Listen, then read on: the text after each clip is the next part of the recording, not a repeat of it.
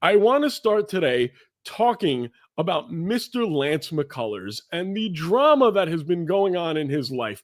David, you know this story. Lance McCullers was on social media and people were threatening him, threatening his wife, threatening his kids. And it's kind of unfair. Actually, it's very unfair because, yeah, you want to be at the ballpark and pretend that you're Andrea Ardsma and yell at some goofball that's in the bullpen and tell him he sucks. That's one thing. But threatening families are a totally different story. David, what was your response when you heard this?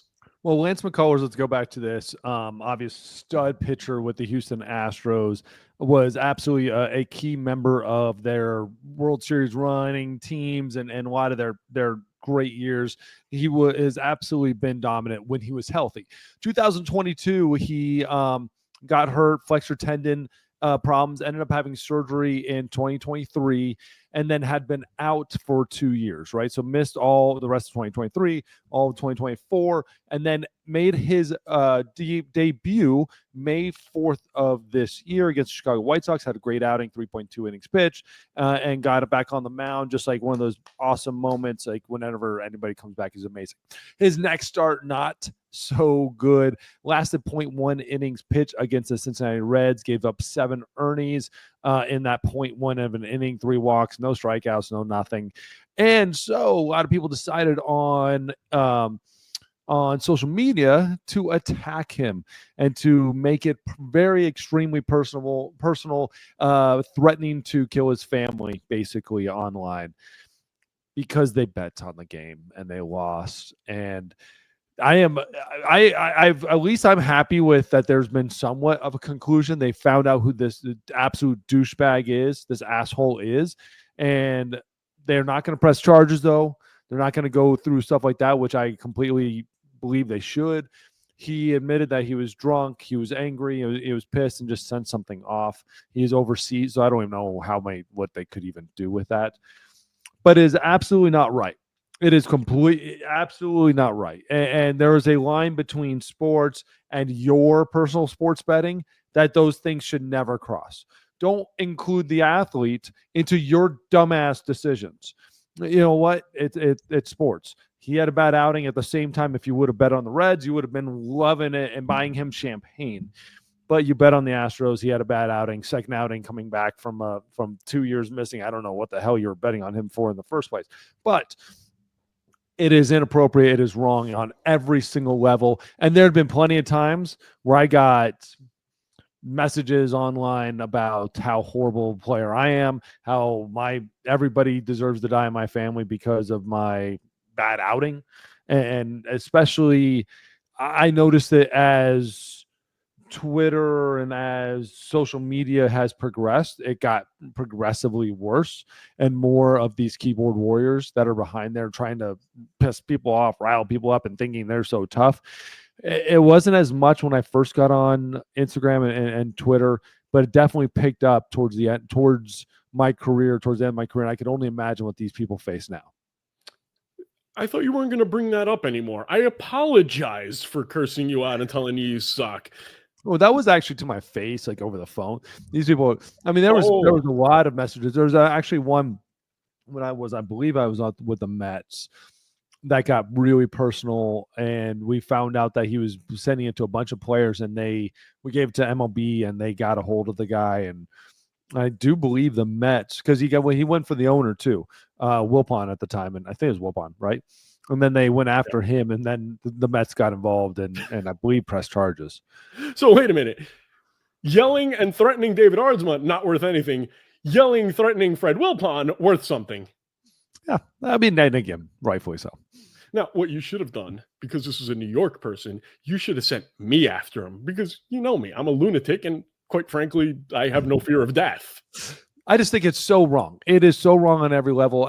To me, here's my problem with this. And like, God, fantasy baseball, the amount of times like somebody would yell at the bullpen, like, you ruined my fantasy baseball game, like week or whatever. Like go F yourself. Like, I don't care. I care a lot more about the quality of my pitching, and yeah, it was bad. And I'm letting my team down, and I'm letting the Mariners down. I'm letting fans down. don't give me that BS about your fantasy sports. And I heard that almost every week of my life once fantasy baseball got really going in it.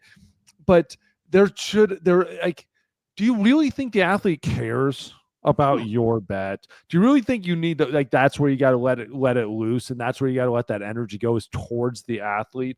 And I hate this one. I hate the bad beats thing. I hate all of the idea that the athlete is the problem with your gambling, or the bad beats. To me, that's a great win for somebody else. It's a bad beat for you, a great win for someone else if they bet the opposite of it. And I just keep your damn betting to yourself. Like, bitch about it with your friends who don't care. Bitch about it to your wife who doesn't give a crap. Go the water cooler talk that nobody wants to hear. But leave it out from the players. They don't give a shit. They do not care. And the only thing that's going to happen is something bad for you. So we're going to have to figure out where the line is, because, heckling, I think, is not a bad thing. When you're in the public eye, if you're a ball. Heckling. Fun. Yeah. Enjoyable heckling. It doesn't even need to be personal. Just fun. Make it enjoyable. Make me laugh. Make me like, that's good. Like, there's a lot of good ones out there. But here's the thing. There's still, I don't have to make you laugh. I can show that I'm pissed. Like, I remember one time I almost got tossed out of Shea Stadium because I was saying, "Hey, Butch Husky, you fat bastard, go catch a ball for once." And that's a little much. Okay, so I'm trying to find that line, because I don't think that's too bad. Now, if I said, "Butch Husky, you fat bastard, catch the ball, or I'm going to find your wife and put her in a microwave," that's Done. different. Yeah. That's way different. That's going from like a 5 to a 11, right? But that's the whole thing with this whole Lance McCullers thing. So if this guy was a fan and he saw Lance McCullers warming up and he said, "McCullers, you cost me 10 grand on that bet, you bum," I don't have a problem with that. That's just stupid. That's the same as, "Hey, McCullers, you suck." God, the amount of times I'd hear, "Ardsma, you suck." Like, okay, cool. Like, that's why you're your wife yelling and me at and your kids. Well, it's this. It's don't no profanity. So when you call it a fat bastard, profanity, like, done. Wait, where's the profanity in that? Bastard. It's bastard's when you're calling me a fat bastard. Word. Yeah, I give it, again, I'm still giving it like this. Okay. But if you the F you, the shit, the asshole, anything like that, because to me, it's still it's meant to be an environment for fans. It's not about you. So when you bring in any sort of cursing, that's the line. Like, you're done. Okay. If you bring in family, that's the line. You're done. And it doesn't have to be, "I need to kill you." It needs to be, "I see your wife over there." Like, done, man. Like, you're making it personal. If you want to go after me and tell me I suck, go for it. The best, there are some incredible hecklers out there. Texas A&M. Mm-hmm. Oh my God. I was on the mound and laughing. And that took me out of the game more than anybody told me I've sucked in my life.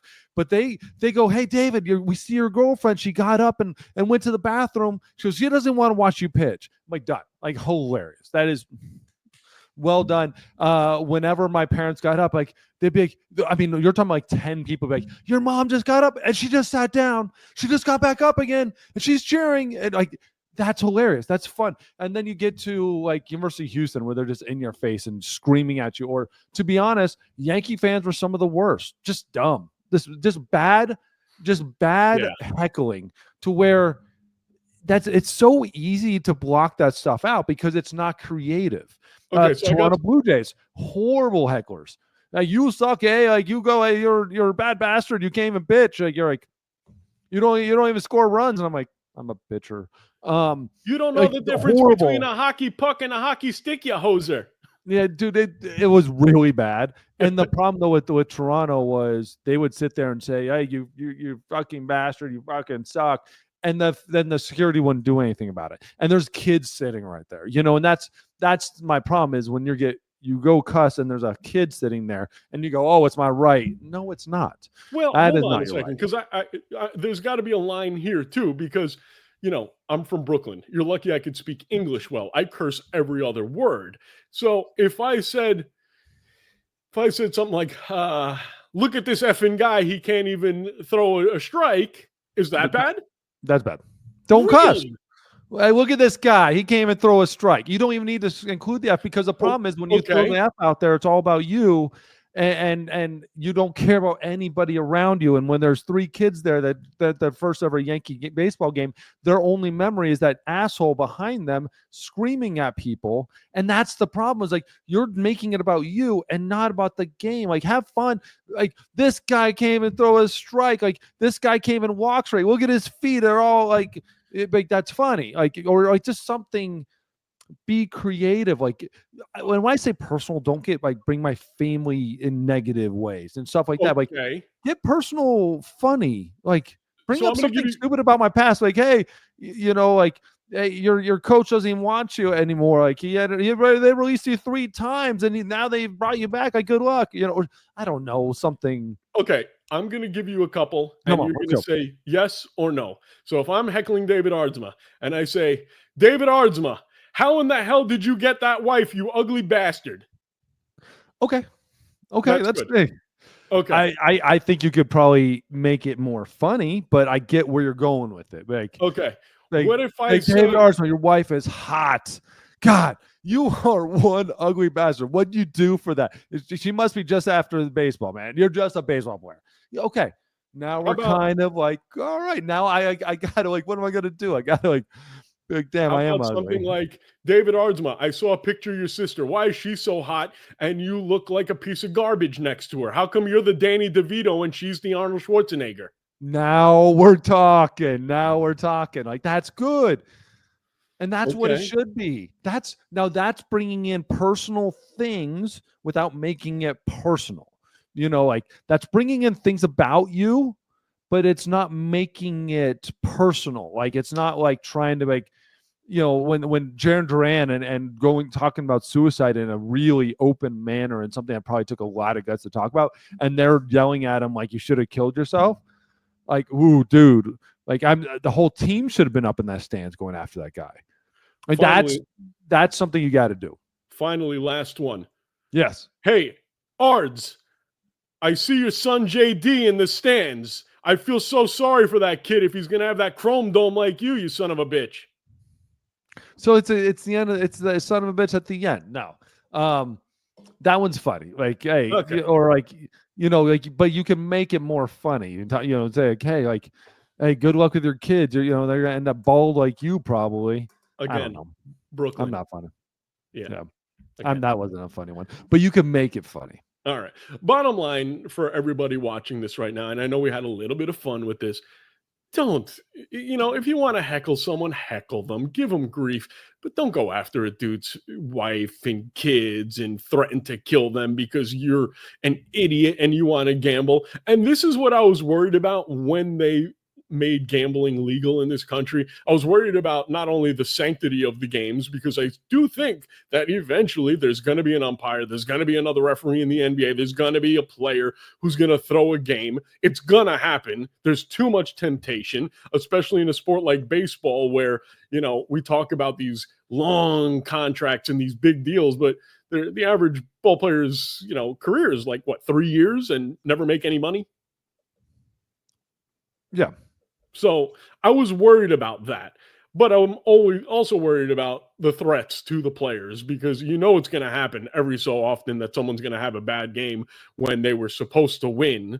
Like, for example, last night, would you curse out Edwin Diaz if he had a blown save against the Dodgers and curse the guy out and, tell him that he should die? No, absolutely not. The guy had I a bad guarantee you game. there It were happens. hundreds of people online doing it. Yeah, well, I guarantee you there are hundreds. so Hundreds, if not thousands, of people messaging him saying that exact thing. yeah. So It's so ridiculous. what I'm trying to say is nobody should go online and be an internet tough guy and threaten players' lives unless you're talking about Lenny Dykstra, and then it's totally fine.